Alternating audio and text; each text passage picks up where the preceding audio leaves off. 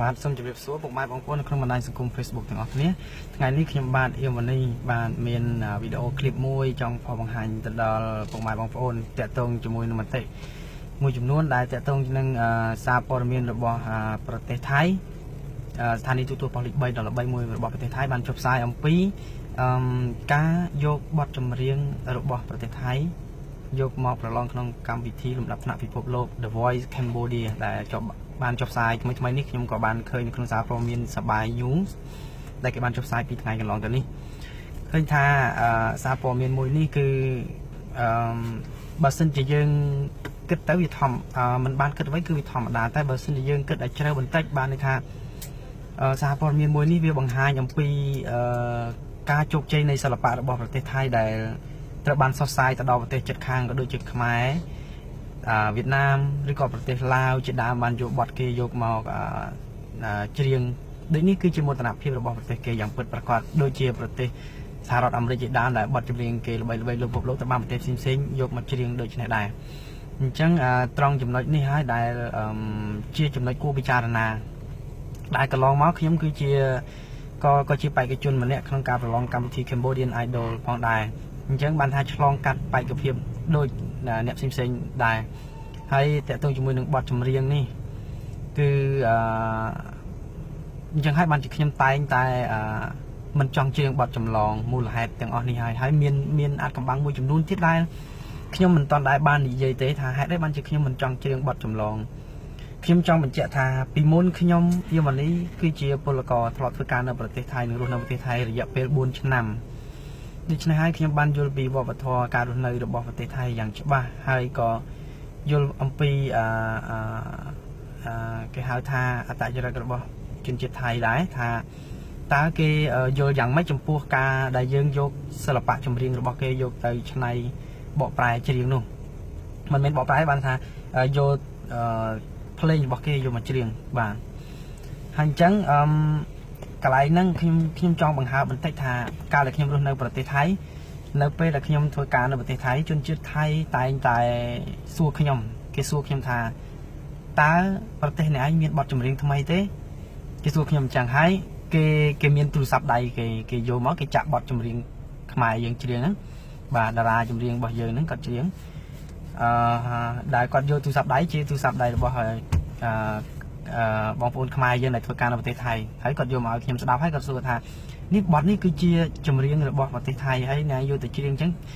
គេចង់ដឹងថាតើប្រទេសយើងនឹងមានបទចម្រៀងខ្លួនឯងឬក៏អត់ទេបានជាចេះតែមានបទចម្រៀងរបស់គេចាក់ពេញកន្លែងធ្វើការរបស់គេអញ្ចឹងឲ្យតែខ្មែរយើងមានទូរស័ព្ទដៃគឺចាក់ចម្រៀងមកឬតែបទថៃ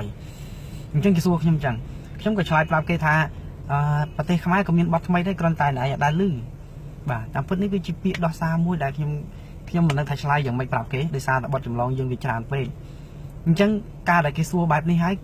ខ្ញុំឆ្លើយអញ្ចឹងហើយគេក៏ឈប់សួរហើយគេក៏នាំគ្នានិយាយគ្នាគេសុខសៀវគ្នាគេខ្ញុំស្ដាប់បានដោយសារខ្ញុំចេះថៃអញ្ចឹងគេថាអូប្រទេសហ្នឹងយកតែបទគេជាងណាអញ្ចឹងស្ដាប់ដូចថាស្ដាប់បទគេដូចស្ដាប់បទយើងដែរអញ្ចឹងគេចង់មានន័យថាប្រទេសខ្មែរយើងយកបទគេទាំងអស់ទៅហើយយកទៅច្រៀងអាហ្នឹងគឺជាការដែលគេយល់គេមិនមែនថានិយាយហ្នឹងចំអន់អីយើងក៏ប៉ុន្តែនិយាយនេះវាជាការពិតដែលគេបានឃើញគេបានឮហើយគេឃើញនៅផ្នែកទៀតផងអញ្ចឹងនេះវាជារឿងពិតជាក់ស្ដែងមួយដែលយើងគួរទទួលស្គាល់ខ្លួនឯងថាយើងបានយករបស់គេយ៉ាងច្រើនក្រាស់ក្រៃរហូតដល់ផ្អើលដល់ប្រជាជនសាមញ្ញរបស់គេក៏ដឹងដែរមិនចាំបាច់ទៅដល់ស្ថានីយទូរទស្សន៍គេទេសូម្បីតែប្រជាជនដែលរស់នៅធ្វើការជីវភាពសាមញ្ញក៏គេដឹងដែរអញ្ចឹងការដែលគេសួរខ្ញុំអញ្ចឹងមិនមែនត្រឹមតែម្ដងទេវារហូតដល់3 4 ដងរហូតដល់ខ្ញុំឲ្យថាឃើញខ្មែរយើងកាន់ទូរស័ព្ទដៃចាក់បទចម្រៀងខ្មែរគឺខ្ញុំត្រូវតែដាក់ចេញដើម្បីកុំឲ្យគេសួរខ្ញុំថាហីមិនគេចាក់បទគេទៀតហើយបាទសំណួរដដែលហ្នឹងខ្ញុំអត់ចង់ឮអញ្ចឹងបញ្ហាកន្លែងហ្នឹងហើយដែលខ្ញុំគិតក្នុងចិត្តថាថ្ងៃណាតើប្រទេសខ្មែរយើងដែលមានបទចម្រៀងថ្មីខ្លួនឯងច្រើនអញ្ចឹងការតាំងចិត្តរបស់ខ្ញុំកាន់តែខ្ពស់ហើយកាន់តែមិនសប្បាយចិត្តនៅពេលដែលឮគេនិយាយបែបនោះអញ្ចឹងអ្នកដែលមិនធ្លាប់ឮពាក្យសម្ដីដែលគេសួរទាំងនេះវាមិនតាន់ចាក់អារម្មណ៍ខ្លាំងនេះហើយមួយទៀតនៅពេលដែលខ្ញុំជិះឡានក្រុងឡានទេសចរធ្វើដំណើរមានខ្មែរយើងម្នាក់គាត់អង្គុយនៅជាប់តកង់ឡានខ្ញុំអង្គុយខាងក្រោយគាត់នៅពេលដែលទូរស័ព្ទដៃគាត់រោគឺគាត់រោមកជាបទចម្រៀងខ្មែរប៉ុន្តែគឺជាបទដែលកំពុងតែពេញនិយមនៅប្រទេសថៃដែលកំពុងតែល្បីបទនោះគឺដូចជាច្រៀងដោយលោកខេមដូចជានំខេកលវីស្នេហ៍អញ្ចឹងចេញមកជាភាសាខ្មែរស្រាប់តែតកង់ឡានហ្នឹងគឺលឺគឺខឹងហ្មងគេនិយាយថៃហើយម្នាក់ដែលគាត់ដាក់ទូរស័ព្ទដៃជា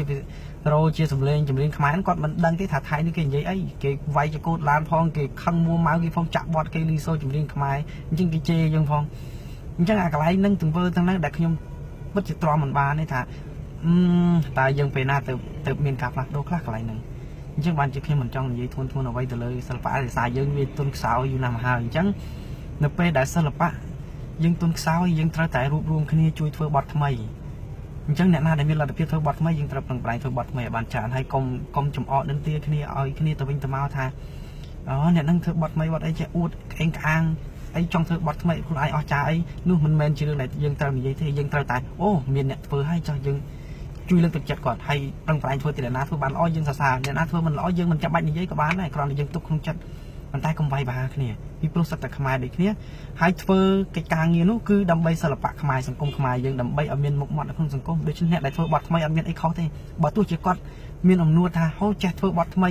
បង្ហាញនោះគឺជាអ្វីដែលគាត់ត្រូវបង្ហាញដើម្បីឲ្យគេដឹងដើម្បីឲ្យមនុស្សរៀនសូត្រតតាមគ្នាអញ្ចឹងខ្ញុំចូលចិត្តម្នាក់ដែលធ្វើបទថ្មីអ្នកដែលបង្ហាញនៅស្នាដៃថ្មីដើម្បីឲ្យគេបានដឹងថាខ្មែរយើងក៏មានបទថ្មីចាប់ផ្ដើមធ្វើទាំងអស់គ្នាបើយើងធ្វើតែម្នាក់អញ្ចឹងយើងអត់ដឹងទេថាវាយ៉ាងម៉េចអញ្ចឹងតើយើងរួបរวมគ្នាច្រើនបាទសូមអរគុណ